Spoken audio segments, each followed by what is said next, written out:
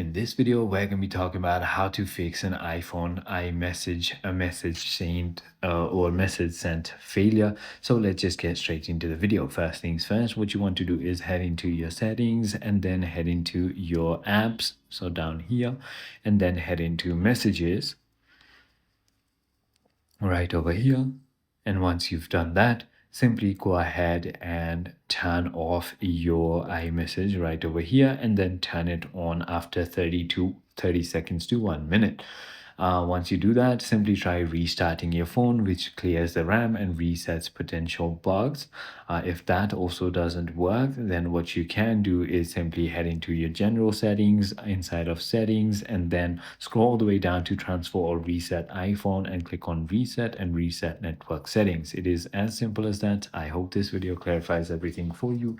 If it did, hit that like button and I'll see you on the next one.